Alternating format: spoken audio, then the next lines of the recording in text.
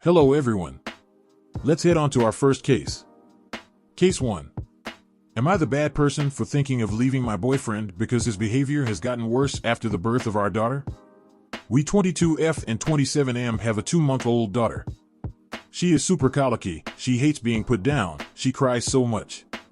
Her pediatrician says she's just a miserable baby and she will eventually grow out of it. My boyfriend wasn't the most supportive during my pregnancy, but now that our daughter has all of these problems, he's gotten so much worse. He complains that we don't have sex enough, he complains she cries too much, he complains that he works too much and I'm a mooch for not having found a job yet. He often leaves me to manage everything while he plays video games or hangs out with friends.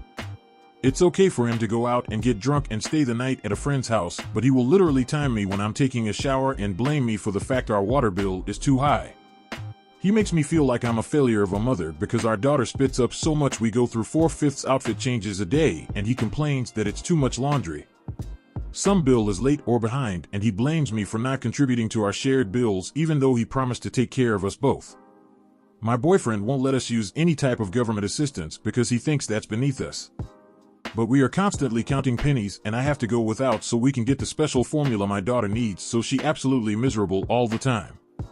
We got into a fight yesterday because I placed a Walmart delivery for diapers, wipes, rash cream, and I bought myself some Chef Boyardee cans so I can have something to eat while he's at work. He ended up screaming at me yesterday while our daughter was crying and threw a freshly made bottle at my head, giving me a bruise on my forehead. I just started crying because I felt so defeated. I called my mom while he was at work today and just broke down. She said he's just struggling to adjust to fatherhood, and this is what I get for having a baby out of wedlock. She said she struggled hard when I was a child, and this is my punishment for not going to college and being a dumb SL%T. I get it some days because she was a single mom too, but I remember being primarily raised by my grandparents and she's never even watched my baby. She doesn't want to because of her medical issues and has told me so.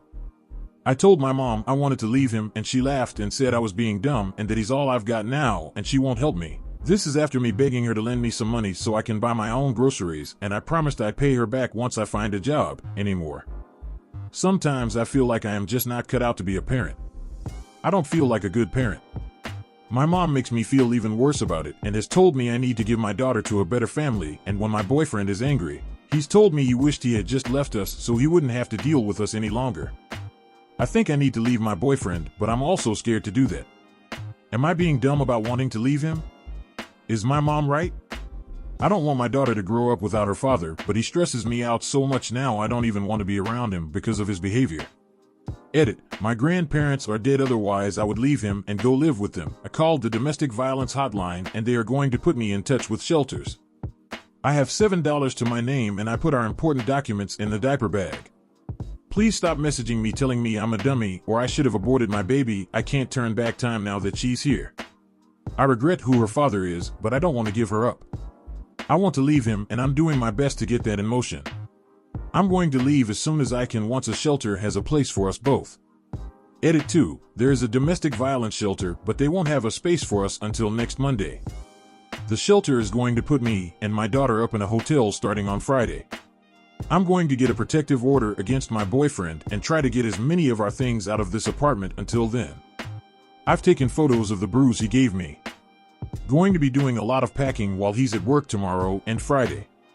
I'm going to apply for as many social services as I can too, and I hope I get approved for them fast. I'm slowly getting a plan together to fully leave him. I will update everyone again once we are in the hotel or in the shelter on Monday. Thank you to everyone who's offered help, a place for us to stay, offered food and clothing and stuff I may need once I'm in the shelter and back on my feet. I know I will be better off once I leave him, so I just have to keep going until then. What do you guys think? Lay down your ruling in the comments section and let's move on to our next story. Case 2. Am I the bad person for not forgiving my ex-fiancé for his drunken slip-up before our wedding? I called off my wedding. My fiancé and I have been together for 5 years and we're supposed to get married in just 2 weeks. Everything was planned, like the venue, the dress, the guests flying in from out of town. I was so excited to start our lives together. Then, his bachelor party happened. I wasn't the type to put strict rules on bachelor/bachelorette parties. I trusted him. His best man organized a weekend getaway in Vegas with his close friends. I figured it would be the usual drinking, partying, and dumb stories I'd hear about later. Instead, when he came home, he acted off. Avoiding eye contact, being extra affectionate, like he was trying to make up for something. My gut told me something was wrong. I asked him if anything happened, and at first, he said no. But after a few days of me pressing him, he finally admitted that he had slept with a stripper at his party. He claimed he was blacked out drunk and didn't mean to cheat. His exact words were, "It wasn't intentional." I barely remember it happening. The guys told me she came onto me, and I was too drunk to stop it. I was horrified. He cheated on me, and instead of taking full responsibility, he blamed the alcohol and the situation. His friends backed him up, saying it was just a stupid mistake, it meant nothing, and that a lot of guys mess up at their bachelor party. Even my future MIL told me to consider forgiving him because it was a one-time thing and doesn't define your relationship. But I can't just brush this off. This wasn't a minor mistake. I feel this was betrayal. If this is how he acts when he's drunk and surrounded by bad influences, what's stopping it from happening again? Marriage is supposed to be about trust, and now, I don't know if I can ever trust him the same way. I told him the wedding was off. He broke down, begged me to reconsider, and swore it would never happen again. He even offered to go to therapy or do whatever it took to prove he was sorry. But to me, the damage was done. I just want to know if I am the bad person for not forgiving my fiancé for his drunken slip-up before our wedding and decided to move on. What do you guys think of this one? Let us know in the comments section, and let's move on to our next story. Case 3. Am I the bad person for refusing to attend my sister's wedding because she wants to repurpose my wedding dress? I, 28F, got married last year in a small but beautiful ceremony. My husband and I spent months planning every detail, and the highlight for me was my wedding dress. I saved up for years to buy this dress. It was my dream dress. It's this beautiful lace, A-line gown with intricate beadwork and a long train. I felt like a princess and still get emotional just thinking about it. Fast forward to now, my sister, 26F, is engaged, and her wedding is coming up in 6 months. She recently came over to our place to chat about wedding plans. At one point, she casually mentioned that she'd love to borrow my dress. She thinks it would be cute to repurpose it, maybe by shortening the skirt or even dyeing it a different color so it's unique to her. I was taken aback. I told her I wasn't comfortable with her altering my dress, especially since it has a lot of sentimental value to me. She got upset and said I was being selfish because she wanted to save money on her wedding, and family should support each other. When I stood my ground, she accused me of not caring about her big day and stormed out. My parents later called me and said I was breaking her heart by refusing to share. They said that since I'm married and done with the dress, it shouldn't be a big deal. But it is a big deal to me. I want to keep my dress as it is. They suggested I just let her have her way to avoid family drama, but honestly, I feel like it's my dress and my decision. Now my sister says she won't feel comfortable with me at her wedding unless I show my support by letting her use the dress. I don't want to miss her wedding, but I also don't want to give in to something I'm not comfortable with. Am I the bad person for refusing to let her repurpose my wedding dress and considering not attending the wedding? Can't wrap my head around that story. What do you think? Who is in the wrong there? Let us know down in the comments section, and let's move on to our last case. Case 4. Am I the bad person for telling my brother's fiancé the real reason he won't let her invite her family to their wedding? My 29M brother, 32M, is engaged to his fiancée, 30F, and their wedding is in a few months. Everything was going fine until she mentioned wanting to invite her side of the family. My brother immediately shut it down, saying it would ruin the wedding.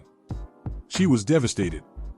For context, her family is lower income, and she's the only one in her family who went to college and built a successful career. Our family is pretty well off, and my brother has always been obsessed with keeping up appearances. I thought he was just being shallow, but then I found out the real reason. A few weeks ago, at a family gathering, I overheard my brother talking to our parents. He admitted he doesn't want her family at the wedding because they're embarrassing and look like they came from a trailer park. He even joked that her dad looks like he crawled out of a Walmart clearance bin. I was disgusted. His fiancée later asked me if I knew why he was so against inviting her family. I tried to dodge the question, but she was genuinely heartbroken and kept pressing me. I finally told her the truth. She went silent, thanked me, and left. Now, everything has exploded. She confronted him, called him classist, and is considering calling off the wedding. My brother is furious and says I ruined his life by meddling. Our parents are on his side, saying I should have kept my mouth shut. I feel like she had a right to know, but now I'm wondering, am I the bad person for telling her?